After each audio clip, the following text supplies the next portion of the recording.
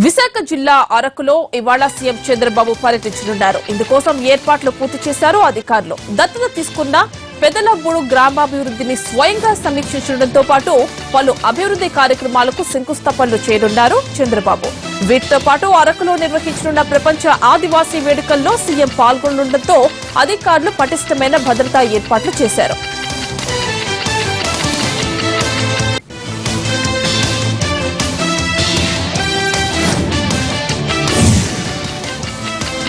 హైదరాబాద్ లోని నయీం ఇంట్లో పోలీసుల తనిఖీలు చేశారు. అలకాపురి కాలనీలో ఉన్న ఇంట్లో ఇద్దరు మహిళలను పోలీసులు అరెస్ట్ చేశారు. 2,08,00,000 నగదు, 4 పిస్టోల్స్, ఒక డమ్మీ రివాల్వర్, 160 బుల్లెట్లు, దాదాపు 2 కిలోల బంగారంతో పాటు పెద్ద సంఖ్యలో అక్రమార్జనకు సంబంధించిన ఆస్తి పత్రాలు దొరికినట్లు పోలీసులు తెలిపారు. సోదాలు జరిపిన ఇంట్లో మొత్తం 11 మంది ఉన్నారని, వారెవరో విచారణ జరుపుతున్నామని చెప్పారు.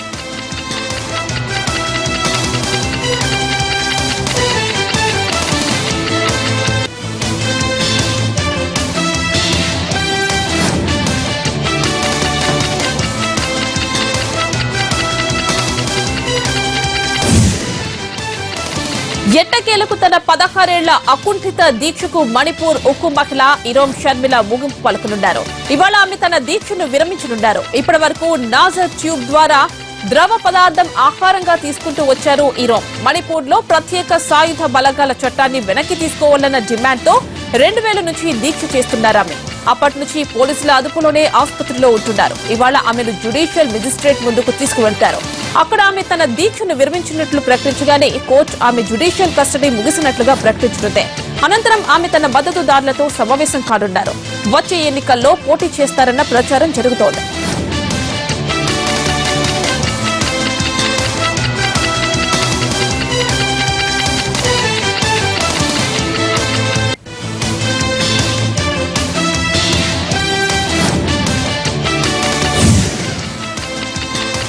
అడవిల్ని నరికి వారిపై పీడీ యాక్ట్ పెట్టాలని అధికారుల్ని ఆదేశించారు తెలంగాణ సీఎం కేసీఆర్. రాష్ట్రంలో అటవీ భూములు ఉన్నా అడవులు లేవని అన్నారు. మొక్కలు నాటిన వారికే ఇళ్ల ఆక్యుపెన్సీ సర్టిఫికేట్స్ ఇవ్వాలన్నారు సీఎం. పచ్చదనానికి తాను ప్రేమికుడిని అన్న ముఖ్యమంత్రి పచ్చదనాన్ని పెంచేందుకు ఎలాంటి చర్యకైనా వెనకాడనని అన్నారు కేసీఆర్. ఎడారిలో 10 నెలల పాటు మొక్కలు నాటాలని సూచించారు. ఈ ప్రక్రియను నిరంతర కార్యక్రమంలా చేపట్టాలని అధికారులతో రివ్యూ సమావేశంలో అన్నారు. ప్రతి కార్పొరేషన్, మున్సిపాలిటీల్లో గ్రీన్ సెల్ ఏర్పాటు చేయాలని ఆదేశించారు కేసీఆర్. ఢిల్లీలో జగన్ టూర్ కొనసాగుతోంది. ఏపీకి ప్రత్యేక హోదా ఇమ్మని గట్టిగా అడిగే ధైర్యం సీఎం చంద్రబాబుకు లేదన్నారు జగన్. ఆంధ్రప్రదేశ్ కు ప్రత్యేక హోదా సాధించడమే లక్ష్యంగా తమ పార్టీ నేతలతో కలిసి ఢిల్లీ వెళ్లిన వైసీపీ అధినేత జగన్ రాష్ట్రపతిని కలిశారు.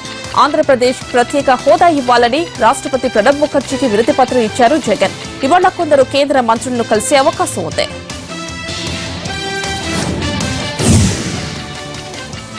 తెలంగాణ నుంచి ఆంధ్రప్రదేశ్ కు 2017 జూన్ 2 లోపు తరలి వెళ్లే వారికి స్థానికత మార్గదర్శకాలు ఖరారు అయ్యాయి.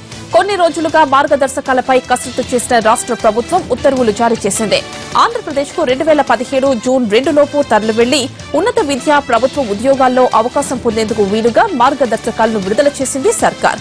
ఉన్నత విద్యా ప్రభుత్వ ఉద్యోగాల్లో లోకల్ గా పరిగణించాలంటే స్థానికత సర్టిఫికేట్ కోసం మీ సేవా సెంటర్లో అప్లై చేసుకోవాల్సి ఉంటుంది. వీటి కోసం ఫామ్ 1, ఫామ్ 2లను తయారు చేసింది ప్రభుత్వం. ఇందులో అడిగిన సమాచారాన్ని నింపి తహసీల్దార్ కు ఇస్తే వారంలోపు లోకల్ సర్టిఫికేట్ జారీ చేస్తారు.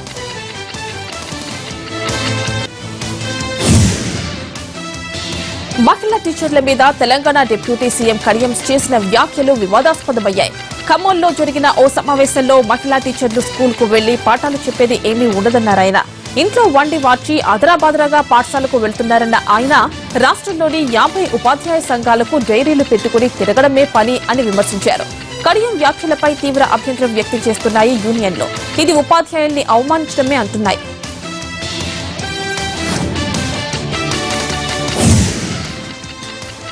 అభివృద్ధి అంటే ప్రజల జీవన ప్రమాణం పెరగాలన్నారు జేఏసీ చైర్మన్ ప్రొఫెసర్ కోదండరాం. ఖమ్మంలోని చాకలి ఐలమ్మ విగ్రహాన్ని ఆవిష్కరించారు. తెలంగాణ అభివృద్ధి ఫలాలు ప్రజలందరికీ చెందాలన్నారు. అంబేద్కర్ ఆశయాల ప్రకారం ప్రజలందరికీ సమాన అవకాశాలు కల్పించినప్పుడే బంగారు తెలంగాణ సాధ్యమవుతోందన్నారు కోదండరాం. ఈ సాధనలో ఉద్యమ స్ఫూర్తితో తెలంగాణ జేఏసీ పనిచేస్తోందన్నారు.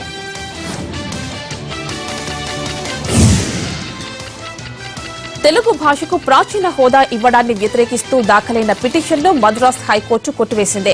ఏపీ ముఖ్యమంత్రి చంద్రబాబు నాయుడు హర్షం వ్యక్తం చేశారు. ప్రాచీన హోదా పొందేందుకు తెలుగుకు అన్ని అర్హతలు ఉన్నాయని న్యాయస్థానం పేర్కొనడం శుభసూచకమన్నారు.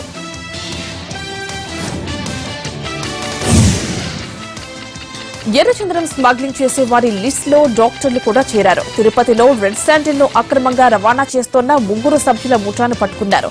అయితే ఇందులో ఒక డాక్టర్ కూడా ఉండడం విశేషం. చెన్నైకి చెందిన డెంటల్ డాక్టర్ శక్తివేల్, రవి, పసుపులెట్టి బాబులు గత కొంతకాలంలో రెడ్ శాండిల్ ను అక్రమంగా రవాణా చేస్తున్నారు. వీరిని అరెస్ట్ చేశారు పోలీసులు.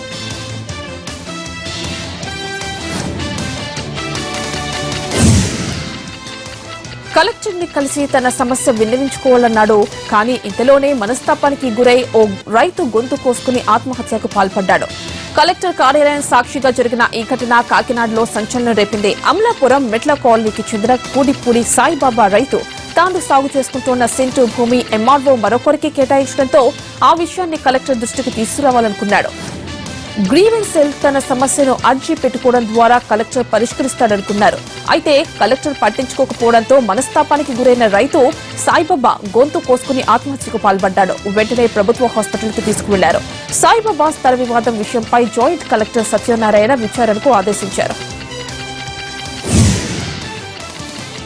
కృష్ణా పుష్కరాలు విజయవంతంగా జరగాలంటూ ప్రత్యేక పూజా కార్యక్రమాలను నిర్వహించారు తెలుగు మహిళలు. విజయవాడలో శంకర మఠంలో కృష్ణా జిల్లా తెలుగు మహిళ ఆధ్వర్యంలో చండీ హోమాన్ని నిర్వహించారు.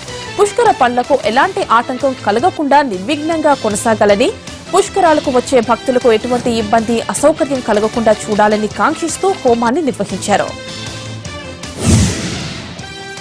కృష్ణా పుష్కరాల సందర్భంగా బెజవాడలో ఏర్పాటు చేసిన తిరుమలేశుని నమూనా ఆలయం భక్తులను విశేషంగా ఆకట్టుకుంటోంది. నమూనా ఆలయాన్ని తిలకించేందుకు భక్తులు భారీగా తరలివచ్చారు. తిరుమల గిర్లపై కొలువుదీరిన స్వామిని దర్శించుకున్నట్టే ఉందంటున్నారు.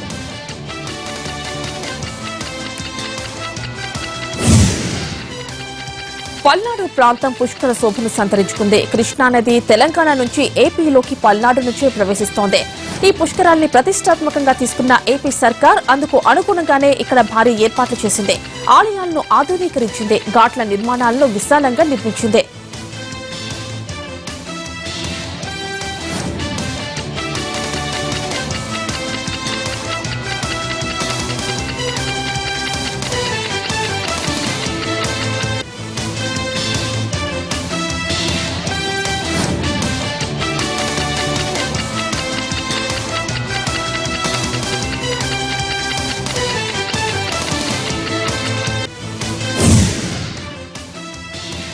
గోదావరి పోటెత్తుతోంది. ధవళేశ్వరం బ్యారేజ్ గేట్లు ఎత్తి నీటిని క్రిందికి వదులుతున్నారు అధికారులు.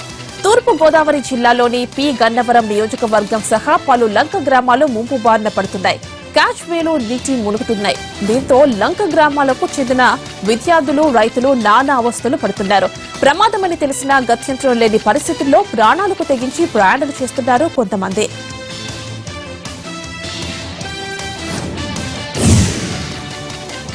అనంతపురం జిల్లా తాడిమర్రి తహసీల్దార్ ఆఫీసులో సిబిసిఐటి తనిఖీలు నిర్వహించింది. గత ఏడాది జరిగిన బోగస్ పాస్ బుక్కుల అవినీతిపై దర్యాప్తు చేశారు అధికారులు.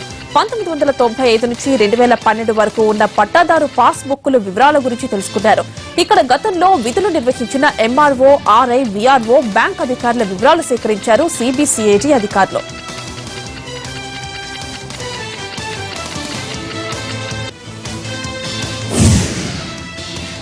కరీంనగర్ జిల్లా రామకృష్ణాపూర్లో జరుగుతున్న మిషన్ భగీరథ పనుల్లో అపశృతి చోటు చేసుకుంది. వాటర్ ట్యాంక్ పై నుంచి పడి ఓ కూలీ మృతి చెందాడు. ట్యాంక్ పైకి మెటీరియల్ చేరవేసే లిఫ్ట్ విరిగిపోవడంతో అందులోకి 4 కూలీలు క్రింద పడిపోయారు. తీవ్ర గాయాలైన వారిని చికిత్స కోసం కరీంనగర్లోని ఓ ప్రైవేట్ హాస్పిటల్ కి తరలించారు. అయితే అప్పటికే బండి రాజు అనే కూలీ మృతి చెందగా మరో 3 పరిస్థితి విషమంగా ఉంది. కాంట్రాక్టర్ నిర్లక్ష్యం వల్లే ఈ దుర్ఘటన జరిగిందంటున్నారు మృతుడి బంధువులు.